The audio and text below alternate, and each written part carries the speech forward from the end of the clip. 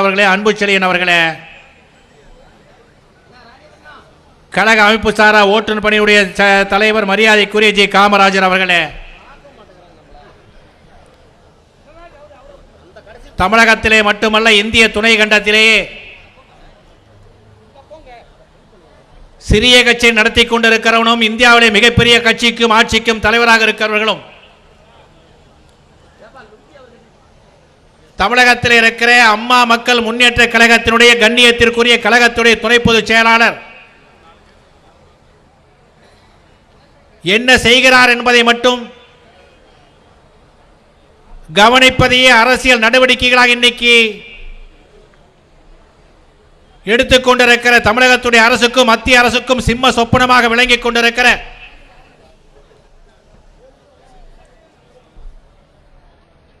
மரியாதைக்குரிய மக்கள் செல்வன் டிடிவி அவர்களே, கழகத்தினுடைய மரியாதைக்குரிய அவைத்தலைவர் மண்டலத்துடைய பொறுப்பாளர் மரியாதைக்குரிய ஐயா அன்பழகன் அவர்களே, கழகத்துடைய பொருளாளர் அண்ணன் ரங்கசாமி அவர்களே, தலைமை நிலைய செயலாளரும் முன்னாள் அமைச்சரும் சட்டப்பேரவை உறுப்பினரும் மண்டல பொறுப்பாளருமான மரியாதைக்குரிய அண்ணன் பழனியப்பன் அவர்களே, இந்த நிகழ்ச்சியிலே கலந்து கொண்டிருக்கிற கழகத்தினுடைய முன்னணி பொறுப்பாளர்களே, தலைமை நிலைய நிர்வாகிகளே, அணிகளுடைய மாநில மாவட்ட நிர்வாகிகளே, கழகத்துடைய அன்பு தோழர்களே,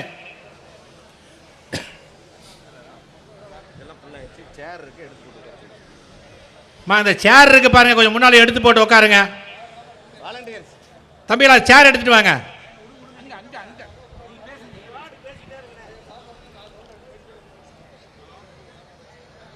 இன்றைக்கு இங்கே விழா எடுத்து கொண்டாடி கொண்டிருக்கிற புரட்சி தலைவர் எம்ஜிஆர் அவர்களை பற்றி பேசுகிற போது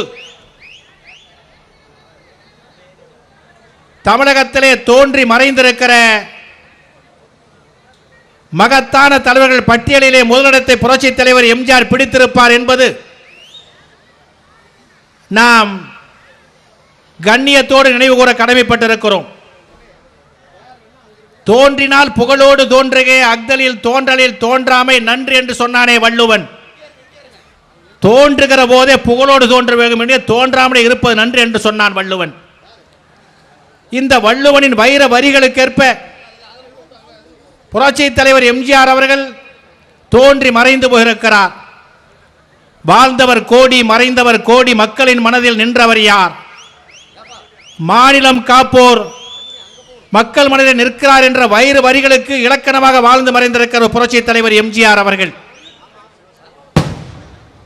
எடுத்துக்கொண்ட எந்த துறையாக இருந்தாலும் சரி, புரட்சி தலைவர் எம்ஜிஆரை பொறுத்தவரையில் நாடகத்துறையிலே காலை வைத்து ஒரு 10 ஆண்டு காலம் அதிலே பயணத்தை செலுத்தி திரைப்படத்துறையிலே காலடி வைத்து சாதாரண நடிகராக கூட்டத்தோடு கூட்டமாக நடித்துவிட்டு ஒரு 10 ஆண்டு காலத்தை திரைப்படத்துறையிலே புரட்சி தலைவர் கழித்தார். 30வது வயதில் ராஜகுமாரி என்கிற திரைப்படம் திரைக்கு வருகிற போது கதாநாயகனை புரட்சி தலைவர் எம்ஜிஆர் நடித்தார். திரைப்படத்துறையிலே மின்னிக் கொண்டிருந்த காலம் நாடோடி மன்னன், மகாதேவி, மர்மயோகி போன்ற திரைப்படங்கள் எல்லாம் தமிழகத்திலே பட்டி தொட்டி எங்கும் எம்ஜிஆரை உச்சரிக்காத நாவே இல்லை என்று சொல்லுகிற அளவிற்கு பாரதிதாசன் சுட்டிக்காட்டியதை போல குன்றணைய தோள்கள் அகன்று விரிந்த ஆண்மைக்கு இலக்கணம் கூறும் வீரனின் மார்பு, தங்க சிலை போன்ற எழில்மேனி, பாவையரையும் பைத்தியமாக்கிவிடும் கற்றோல் என்று பாரதிதாசன் புரட்சி தலைவர் எம்ஜிஆர் இடத்திலே மேற்கோள் காட்டி பேசினார். 47ஆம் ஆண்டு திரைப்படத்திலே கதாநாயகன் நடித்து முடித்துவிட்டு 57ஆம் ஆண்டு அரசியல் களத்திலே தன்னை ஈடுபடுத்திக் கொள்ளுகிறார். நாடகத்துறையிலே தன்னுடைய பங்களிப்பை செய்து வெற்றியை பெற்று திரைப்படத்துறையிலே காலை வைத்து மக்கள் ஏற்றுக்கொள்ளுகிற மிகப்பெரிய கதாநாயகனாக புரட்சித் தலைவர் மாறி போனதற்கு பிறகு இன்றைக்கு கூட நடிகர்கள் இருக்கிறார்கள். வாய்களே அரசியல் பேசுவார்களே தவிர அரசியல் களத்திற்கு வருவதற்கு பயந்து கொண்டிருக்கிறார்கள். ஆனால் புரட்சித் தலைவர் எம்ஜிஆர் அந்த காலத்தில் 1957ஆம் ஆண்டு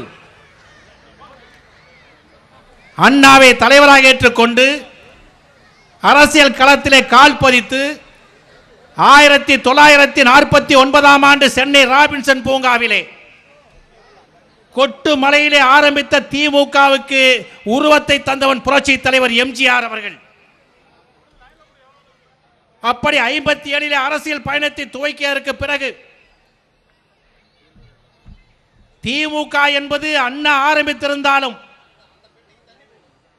எம்ஜிஆர் கட்சி தான் திமுக என்கிற நிலைக்கு தன்னை முன்னிலைப்படுத்தி திமுகவுக்கு வளர்ச்சி தந்தவர் புரட்சி தலைவர் எம்ஜிஆர் அவர்கள். 10 ஆண்டு காலம் கடுமையாக உழைத்து 67ஆம் ஆண்டு சட்டப்பேரவை உறுப்பினராகிறார் புரட்சி தலைவர் எம்ஜிஆர்.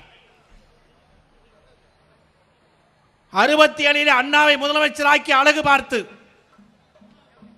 77 தானே முதலமைச்சர் 87 மறைந்து போகிறார்.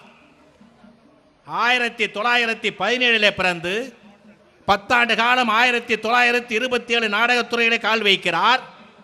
1937ஆம் ஆண்டு திரைப்படத்துறை காலை வைத்து 30வது வயதில் 1947 ராஜகுமாரி கதாநாயகன் நடிக்கிறார். 40வது வயதில் அரசியல் கட்சிகளை சேருகிறார். 50வது வயதில் எம்ஜிஆர் அண்ணாவை முதலமைச்சராக்குகிறார். 60வது வயதில் எம்ஜிஆர் முதலமைச்சர். 70வது வயதில் எம்ஜிஆர் மறைந்து போகிறார். ஒரு மனிதனுக்கு வாழ்க்கையில ஏற்ற இறக்கங்கள் இருக்கும். ஆனால் புரட்சி தலைவர் என்கிற தங்கத்திற்கு தன் நிறத்தை சொந்தமாக தானம் செய்து கொடுத்திருக்கிற புரட்சி தலைவர் எம்ஜிஆர் அவர்களுக்கு இறங்கு முகம் எந்த துறையிலேயும் கிடையாது. எம்ஜிஆர் என்கிற அந்த 3 எழுத்துக்கு இருக்கிற மகிமை, அதைத்தான் அண்ணாவில் அழகாக சொன்னார்கள். மரத்திலே கனி பழுத்து தொங்கிக் கொண்டிருந்தது. அது யார் மடியிலே விழும் என்று நான் காத்திருந்தேன். என் மடியிலே விழுந்து அதை எடுத்து இதயத்திலே வைத்துக் கொண்டேன் என்று சொல்லி புரட்சி தலைவர் எம்ஜிஆர் இதயக்கணி என்று அண்ணா குறிப்பிட்டார்கள். இப்படி ஏற்றுக்கொண்ட தலைவனுக்கு ஏற்றத்தை தந்து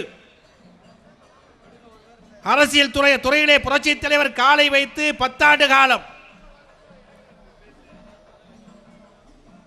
கரையான் புற்றெடுக்க கருணாகம் குடிபுகுந்ததை போல 49 அண்ணா ஆரம்பித்த கட்சிக்கு 69ஆம் ஆண்டு கருணாநிதி தலைமை தாங்கினாரே, அந்த கருணாநிதி 77ஆம் ஆண்டு வேரோடும் வேரடி மண்ணோடும் வீழ்த்தி காட்டியவர் புரட்சி தலைவர் எம்ஜிஆர் அவர்கள்.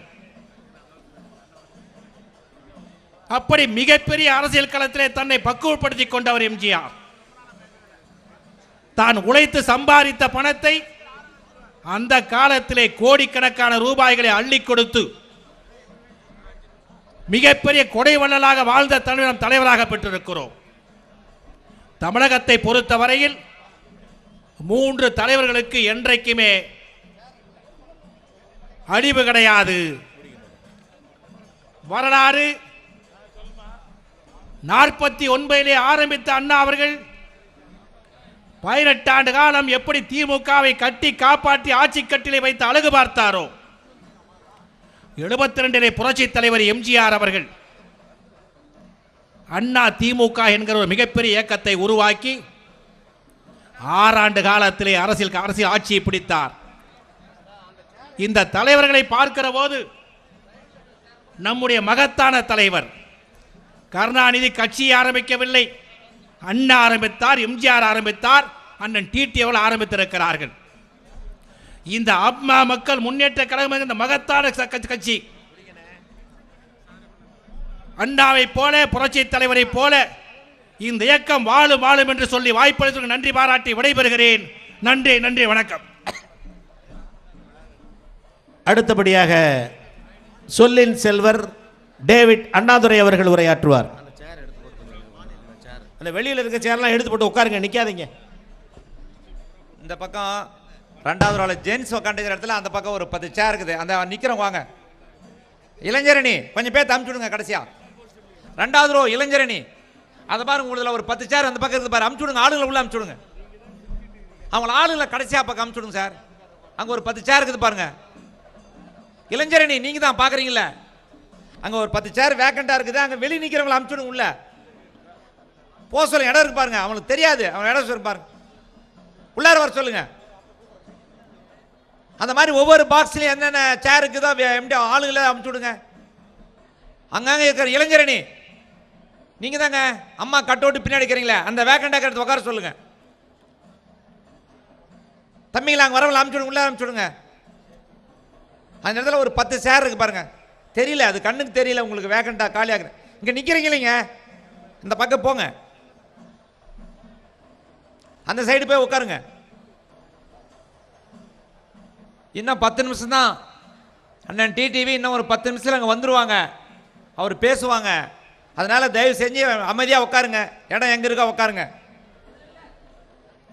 அங்கே போய் உட்காருங்க. அந்த பக்கம் வாலண்டியர்ஸ் கொஞ்சம் உள்ளார தள்ளி உட்கார சொல்லுங்க.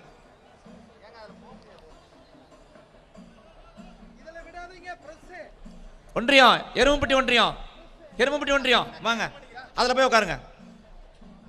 பாருங்க நம்ம ஆளுங்கிற பாருங்க. போங்க அதில் உள்ளார போய் அந்த கடைசி போங்க.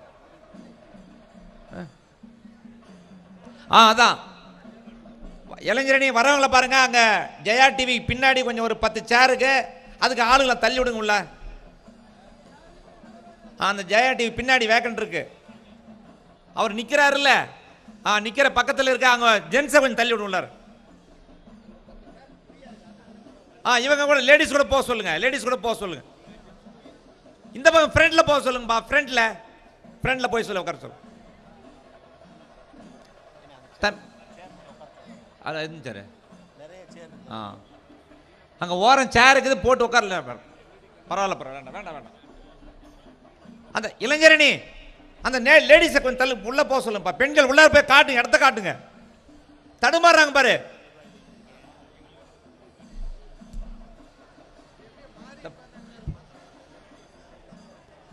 இந்த பக்கம் கொஞ்சம் தள்ளி உட்காருங்க. ஜென்ஸ் கொஞ்சம் தள்ளி உட்காருங்க. சீட்டு மாறி உட்காருங்க. சீட்டு மாறி உட்காருங்க. சீட்டு மாறி உட்காருங்க. அப்படியே எல்லாரும் கொஞ்சம் மாறி உட்காருங்க.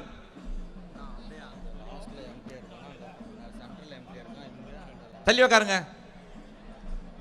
அந்த கடைசி வைரமணி, வைரமணி அந்த கடைசி 1 2 3 4வது பாக்ஸ், இடதுபுறம் 4வது பாக்ஸ். 4வது பாக்ஸ்ல கொஞ்சம் தள்ளி உட்காருங்க. அங்க கொஞ்சம் சேர்ஸ் இருக்கு பாரு. பெண்கள் உட்கார்ந்து இருக்காங்கல்ல, அங்க உள்ள உட்கார சொல்லுங்க.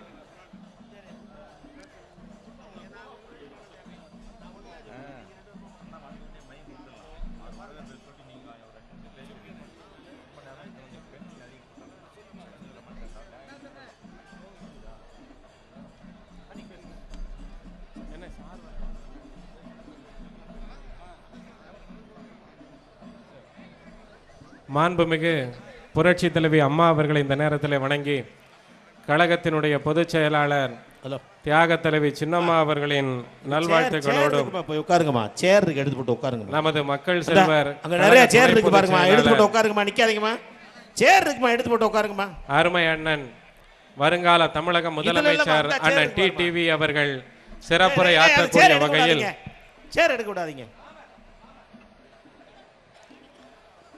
சிறப்போடு நடைபெற்று கொண்டிருக்கக்கூடிய நாமக்கல் மேற்கு மற்றும் நாமக்கல் கிழக்கு மாவட்ட கழகங்களின் சார்பிலே எழுச்சியோடு ஏற்பாடு செய்யப்பட்டிருக்கக்கூடிய மனித புனிதர் புரட்சி தலைவர் எம்ஜிஆர் அவர்களின் 102வது பிறந்த தின பெருவிழாவினை முன்னிட்டு இங்கு கடல் அலை போல் கூடியிருக்கக்கூடிய உங்கள் அனைவருக்கும் எனது பணிவான வணக்கத்தினை தெரிவித்துக் கொண்டு, மக்கள் செல்வர் அண்ணன் டிடிவி அவர்களுடைய ஆற்றல் தளபதிகள் இந்த நிகழ்ச்சியை ஏற்றமிகு முறையிலே இங்கே ஏற்பாடு செய்திருக்கக்கூடிய நிலையில், கழக எம்ஜிஆர் இளைஞரணியின் சார்பிலே ஒரு சில அரசியல் எண்ணங்களை உங்கள் மத்தியிலே பதிவு செய்ய நான் விரும்புகின்றேன். மனித புனிதர் புரட்சி தலைவர் எம்ஜிஆர் அவர்களின் 102வது பிறந்த நாளை நாம் இன்றைக்கு கொண்டாடி கொண்டிருக்கின்றோம். அண்ணாவின் இதய கனியாக அரசியல் களத்திலே மக்களின் நேசத்துக்குரிய தலைவராக இந்த மண்ணை விட்டு மறைகிற வரை மணிமுடி தரித்த மன்னராகவே திகழ்ந்த மக்கள் திலகம் புரட்சி தலைவர் எம்ஜிஆர் அவர்களின் பிறந்த நாளை நாம் இன்றைக்கு எழுச்சியோடு கொண்டாடி கொண்டிருக்கின்றோம். தமிழகத்தினுடைய இன்றைய அரசியல் சூழ்நிலையை நீங்கள் அறிவீர்கள். புரட்சி தலைவர் எம்ஜிஆர் அவர்கள் என்று சொன்னாலே மிகப்பெரிய வறுமையிலிருந்து ஒரு சகாப்தமாக கோடிக்கணக்கான மக்களை வாழ வைத்த ஒரு ஒப்பற்ற தலைவராக புரட்சி தலைவர் எம்ஜிஆர் அவர்கள் இன்றைக்கு திகழ்ந்து கொண்டிருக்கின்றார்கள். திராவிட முன்னேற்ற கழகத்திலே அன்றைக்கு அண்ணாவின் இதயக்கனியாக திகழ்ந்து அண்ணாவின் மறைவுக்கு பின்னால் கருணாநிதியை முதலமைச்சராக்கி அதன் பின்னால் ஏற்பட்ட துரோகத்தினால் அனைத்து இந்திய அண்ணா திராவிட முன்னேற்ற கழகம் என்ற அந்த மகத்தான இயக்கத்தை புரட்சி தலைவர் அவர்கள் கண்டவர். மக்களின் செல்வாக்கை பெற்ற அந்த இயக்கம் பல்வேறு வெற்றிகளை குவித்தது. புரட்சி தலைவர் எம்ஜிஆர் அவர்களின் மறைவுக்கு பின்னால் நம் புரட்சி தலைவி அம்மா அவர்கள் அனைத்து இந்திய அண்ணா திராவிட முன்னேற்ற கழகத்தை வழிநடத்தி பல்வேறு சோதனைகளை எதிர்கொண்டு இந்த இயக்கத்தை வாழ வைத்தார்கள். ஆக தலைவர்களின் தியாகத்தினால், உழைப்பினால், வாழ்வினால் வளர்ந்த அண்ணா திராவிட முன்னேற்ற கழகம் இன்றைக்கு யார் கையிலே இருக்கிறது, அது எந்த நிலையிலே இருக்கிறது என்று பார்த்தால் துரோகிகள் கையிலே இன்றைக்கு இந்த இயக்கம் சிக்குண்டு கிடக்கிறது. இந்த துரோகத்தை வீழ்த்தி காட்டி மீண்டும் அண்ணா திராவிட முன்னேற்ற கழகம் ஒரு சரித்திர வெற்றியை படைக்கக்கூடிய வகையில்தான் அதிமுகவை மீட்க போகின்ற பேரியக்கமாக அம்மா மக்கள் முன்னேற்ற கழகத்தை நமது மக்கள் செல்வர் அண்ணன் டிடிவி அவர்கள் இன்றைக்கு உருமாற்றி இருக்கின்றார்கள். மக்களின் ஏகோபித்த செல்வாக்கை பெற்ற ஒரு இயக்கமாக இன்றைக்கு அம்மா மக்கள் முன்னேற்ற கழகம் திகழ்ந்து கொண்டிருக்கிறது. புரட்சி தலைவர் எப்படி ஏழைகளுக்காக இறங்கினாரோ, புரட்சி தலைவி அம்மா அவர்கள் ஏழைகளுக்காக எப்படி திட்டங்களை தந்தாரோ, அதுபோல் ஏழை எளிய மக்களின் துயர் தோக்கக்கூடிய வகையில் தான் மக்கள் செல்வர் அண்ணன் டிடிவி அவர்கள் இன்றைக்கு நாடு முழுவதும் சுற்றி சுழன்று வருகிறார் என்பதை நான் இங்கே பதிவு செய்ய விரும்புகின்றேன். கஜா புயலின் தாக்குதலினால் டெல்டா பகுதி மக்கள் மிகப்பெரிய துன்பத்தை எதிர்கொண்ட பொழுது ஆளுகிற அரசு அவர்களுக்கு துணை நிற்கவில்லை, பிரதான எதிர்க்கட்சி அவர்களுக்கு துணை நிற்கவில்லை. அவர்களின் சோதனையிலே அவர்களுக்கு தோள் கொடுத்த தலைவர் நமது மக்கள் செல்வர் அண்ணன் டிடிவி அவர்கள் தான் என்பதை இன்றைக்கு நாடும் ஏடும் இன்றைக்கு போற்றி புகழ்ந்து கொண்டிருக்கிறது.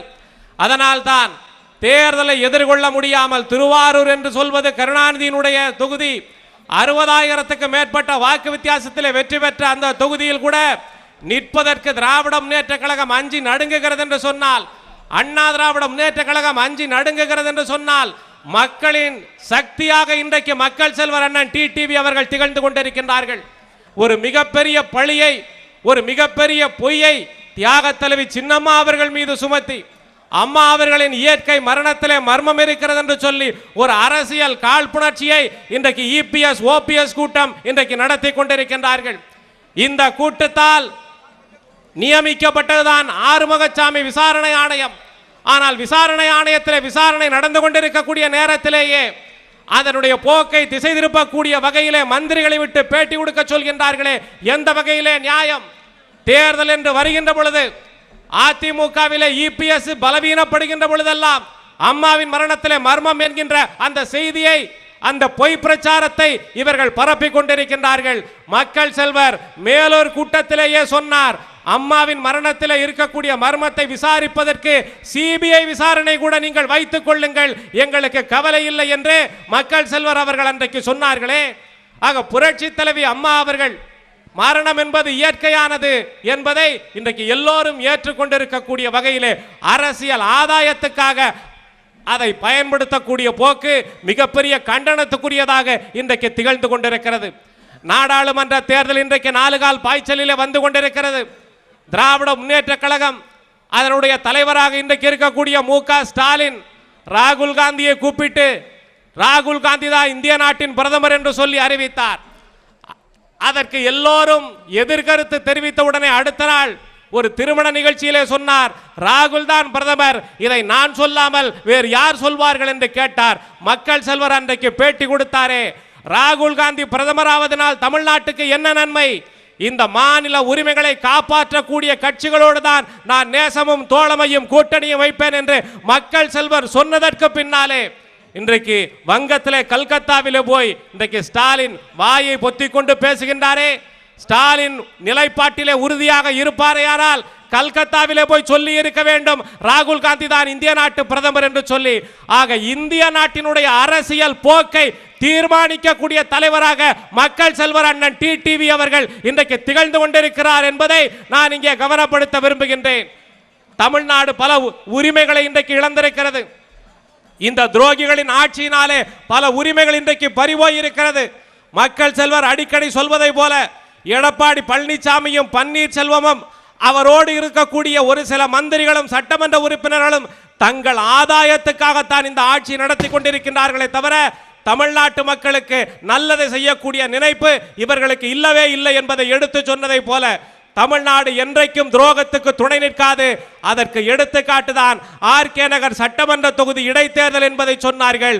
இனி நாடாளுமன்ற தேர்தலிலே 40 தொகுதிகளிலும் எதிர்வர இருக்கின்ற 20 சட்டமன்ற இடைத்தேர்தல்களும் அத்தனையும் ஆர்கே நகரை போலவே நாம் வெற்றியை பெற்று காட்டுவோம். புரட்சி தலைவி அம்மா அவர்கள் தமிழ்நாட்டை எப்படி நிர்மாணித்தாரோ அதே போல நிர்மாணித்து காட்டுவோம். மக்கள் செல்வர் முதலமைச்சர் ஆவதற்கு நாம் அனைவரும் உழைப்போம் என கூறி விடைபெறுகிறேன். நன்றி, வணக்கம்.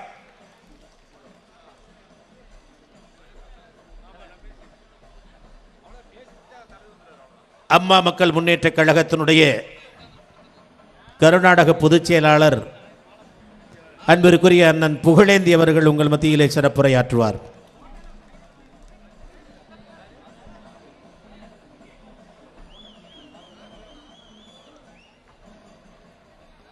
தந்தை பெரியார், பேரறிஞர் அண்ணா, புரட்சி தலைவர் எம்ஜிஆர், புரட்சி தலைவி அம்மா அவர்கள் வாரிசாக சிறையிலே கருணாநிதி போட்ட வழக்கிலே இன்றைய தினம் சிறையிலே இருக்கின்ற எங்களது ஒப்பற்ற தலைவி கழகத்தினுடைய பொதுச் செயலாளர்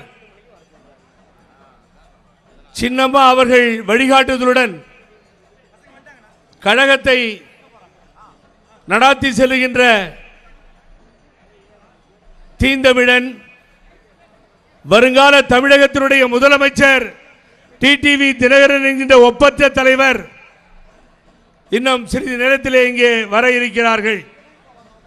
கழகத்தினுடைய அவைத்தலைவர் அருமை அண்ணார் அன்பழகன் அவர்களே, தலைமை நிலைய செயலாளர் மதிப்பிற்கும் மரியாதைக்கும் உரிய பழனியப்பன் அவர்களே, கழகத்தினுடைய பொருளாளர் ரங்கசாமி அவர்களே, எவன் தகுதி நீக்கம் செய்தாலும் அதை பற்றி எங்களுக்கு கவலை இல்லை. என்றுமே எங்களது தொகுதிகளில் இவர்கள்தான் நிரந்தர சட்டமன்ற உறுப்பினர்கள் என்று சொல்லி மக்கள் ஆதரவோடு வீற்றிருக்கின்ற சட்டமன்ற உறுப்பினர்களே, பெரியோர்களே, தாய்மார்களே, தோழர்களே, நிர்வாகிகளே, அத்துணை பேருக்கும் எனது அன்பான வணக்கத்தை இந்த நேரத்திலே நான் தெரிவித்துக் கொள்கின்றேன். பெரியோர்களை எப்படி சுற்றி எப்படி பார்த்தாலும் அரசியல் களம் இன்றைய தினம் இந்திய திருநாடும் சரி தமிழகமும் சரி ஒருவரை நோக்கித்தான் இருக்கிறது.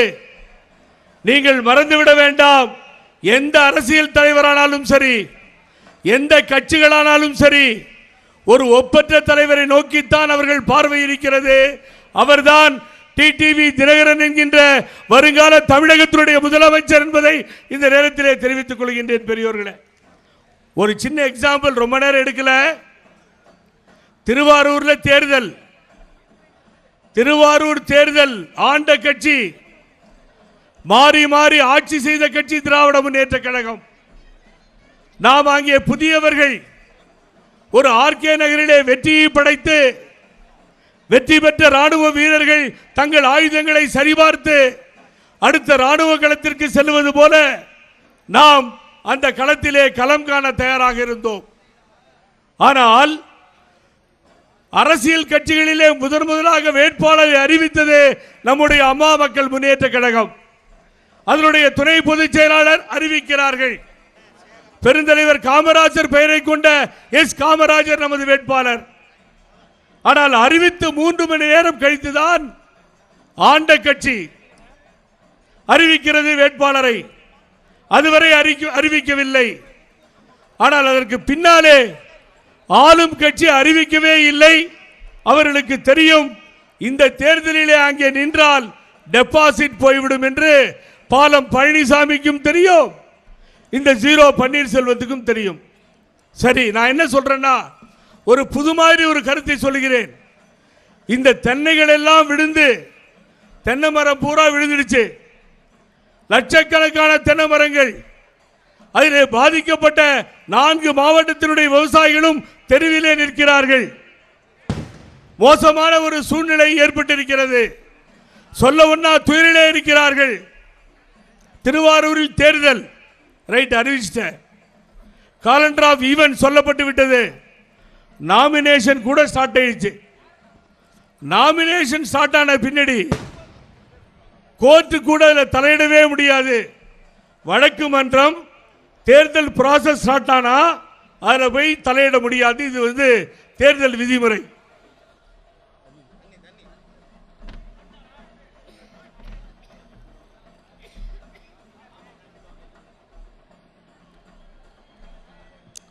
தேர்தலை அறிவிப்பது, அதற்கு பின்னாலே தேர்தலை வேண்டாம் என்று நிறுத்துவது என்று சொன்னால் இது என்ன திருநெல்வேலி அல்வா விலைக்கு வாங்குறதா?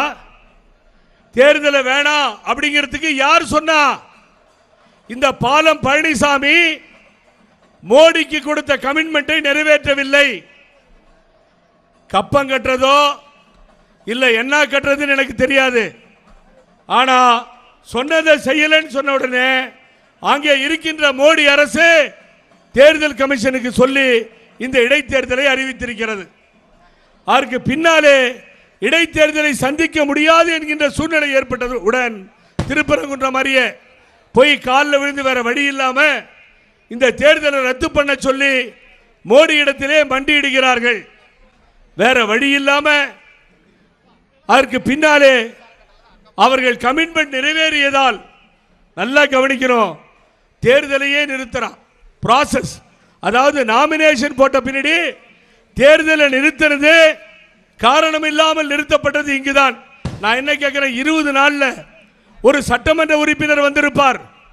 திராவிட முன்னேற்ற கழகத்தை பார்த்து கேட்கிறேன், ஸ்டாலின் அவர்களே, நீண்ட வரலாறு படைத்த நீங்கள், உங்களை பார்த்து கேட்கிறேன், உங்களுக்கு துணிவு இருந்திருந்தால், தைரியம் இருந்திருந்தால் நீங்கள் தேர்தலை சந்தித்திருக்க வேண்டும். 20 நாளில் அம்மா மக்கள் முன்னேற்ற கழகமோ அல்லது நீங்கள் சொல்லுகின்ற திராவிட முன்னேற்ற கழகமோ ஏதாவது ஒரு கட்சி வெற்றி பெற்றிருந்தால் அங்கே சட்டமன்ற உறுப்பினர் வந்திருப்பாரா இல்லையா? ஒரு ரெப்ரசன்டேட்டிவ், ஒரு பிரதிநிதி தேர்ந்தெடுக்கப்பட்டிருப்பாரா இல்லையா? நினைத்து பார்க்க வேண்டும். ஆனால் அவர்கள் தயாராக இல்லை. கடைசி வரை தேர்தல் வேட்பாளரை அறிவித்த பின்னால் வெற்றி பெற்றுதான் திரும்புவேன் என்று அந்த தொகுதியிலே முகாமிட்டவர் தான் எங்களது தலைவர் டிடிவி தினகரன் அவர்கள் என்பதை இந்த நேரத்திலே சொல்லிக்கொள்ள கடமைப்பட்டிருக்கின்றேன். இங்கிருந்து செந்தில் பாலாஜியை கூட்டு போற நீ எவ்வளவு பெரிய கட்சி. இங்க செந்தில் பாலாஜி பிடிக்காத ஒரு ஆள் இந்த இயக்கத்தில் இருந்திருந்தா, எனக்கு நான் பர்சனலா சொல்றேங்க, என்ன தப்பா நினைக்காதீங்க, நான் செந்தில் பாலாஜி கிட்ட பேசுறதே இல்லை. அவனுக்கு பேரே நான் நாட் ரீச்சபிள் தான் வச்சிருக்கேன். என்னைக்காவது ஒரு நாளைக்கு இப்படி செய்வான்றது எனக்கு தெரியும். ஆனால் தலைமையிடம் நான் புகார் சொல்ல விரும்பவில்லை. இங்கே இருக்கின்ற நிர்வாகிகள் அனைத்து இந்திய அண்ணா திராவிட முன்னேற்ற கழகத்திலே அம்மா இருக்கும்போது தெரியும் அவர் எப்படிப்பட்ட ஆள் என்பது புரியும். செயற்குழுவிலே சொல்லி இருக்கிறார்கள், அம்மா அவர்கள் இங்கே கொள்ளையடித்த பணத்தை வைத்துக்கொண்டு, அந்த பணத்தை வைத்துக்கொண்டு நான் அறிவித்த வேட்பாளரையே அவன் தோற்கடிக்க பார்க்கிறான். அப்படிப்பட்ட ஒருவர் தான் செந்தில் பாலாஜி என்பதை நேருக்கு நேராக அம்மா அவர்கள் சொல்லியிருக்கிறார்கள். ஆனால் அத்துணையும் மறந்து ஏற்றுக்கொண்டுதான் இங்கே அண்ணன் அவர்கள் உங்களுக்கு சீட்டை கொடுத்தாங்க. கழகத்தினுடைய துணை பொதுச் செயலாளர், நாம் ஆவலோடு எதிர்பார்த்து கொண்டிருக்கின்ற அன்பு தலைவர், எத்தனையோ இடையூறுகளை எல்லாம் எஞ்சி முத்தமிட்டபடி முன்னேறி இன்றைய தினம் தமிழகத்தை நாம் தான் ஆள பிறந்தவர்கள்